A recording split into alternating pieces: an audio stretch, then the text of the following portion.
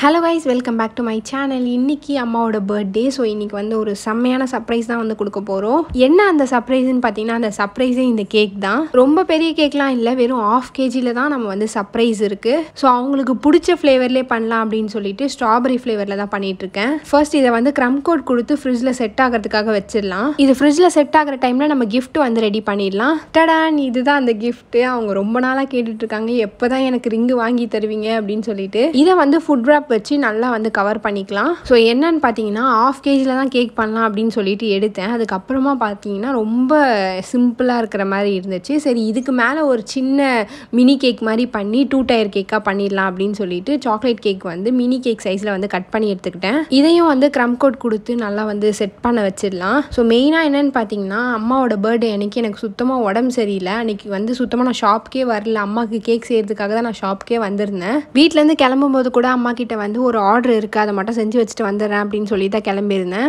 இப்போ வந்து நம்ம பேக் பண்ணி வச்சிருக்க ரிங்கை வந்து நம்ம கேக்குள்ளே வந்து பிளேஸ் பண்ண போகிறோம். கரெக்டாக 2 years பிஃபோர் வந்து அம்மாவுக்கு ஆல்ரெடி நான் ஒரு ரிங் வாங்கி கொடுத்தேன் பர்த்டேக்கு. அப்போ என்கிட்ட யூடியூப் சேனல் இல்லை, எந்த இன்கமும் கிடையாது. கேக் ஆர்டர்ஸில் வர அந்த இன்கம் வச்சு நான் வந்து அவங்களுக்கு வாங்கி கொடுத்துருந்தேன். அப்போ வந்து இந்த அளவுக்குலாம் ஆர்டர்ஸே வராது, ரீச்சுமே வந்து ரொம்ப கம்மி தான். அப்போ அந்த ரிங் என்ன ஆச்சுன்னு பார்த்தீங்கன்னா, கரெக்டாக வாங்கி கொடுத்து 3 or 4 monthsலேயே வந்து எனக்கு எக்ஸாம் ஃபீஸ் கட்டணும்னு சொல்லிட்டு அம்மா எடுத்துகிட்டு போயிட்டு அடகு கடையில் வச்சுட்டாங்க. அதுக்கப்புறம் அதை ரிட்டன் வாங்கி கொடுக்கறதுக்கான டைமே வந்து எனக்கு வரல, இப்போ தான் வந்திருக்கு. பட் இதை விட பெருசுலாம் வாங்கி கொடுத்துட்டேன். இது வாங்கி கொடுக்கறதுக்கான கரெக்டான டைம் வந்து இப்போ தான் வந்திருக்கு. ஸோ நினச்ச மாதிரியே கேக் உள்ளே வந்து ரிங்கை பிளேஸ் பண்ணியாச்சு. அம்மாவுக்கு வந்து சுத்தமாக ஐடியா கிடையாது.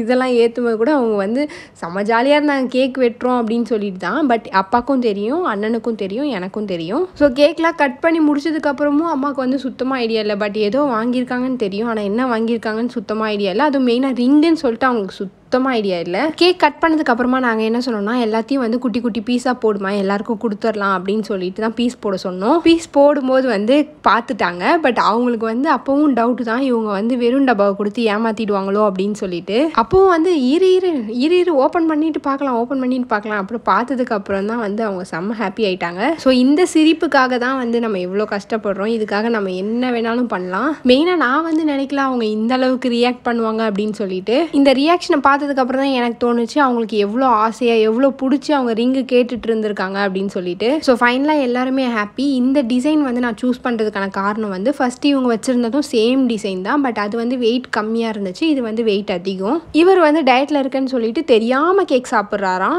அப்படியே லிசாவுக்கு வந்து கேக்லாம் கொடுத்துட்டு அவளையும் வந்து கொஞ்ச நேரம் கொஞ்சிட்டு அப்படியே வந்து இந்த டே வந்து முடிஞ்சிருச்சு. இந்த வருஷம் அம்மாவோட பர்த்டே வந்து இப்படி தான் ரொம்பவே சிம்பிளாக முடிஞ்சிருச்சு. வீடியோ பிடிச்சிருந்தா சப்ஸ்கிரைப் பண்ணிக்கோங்க. பை.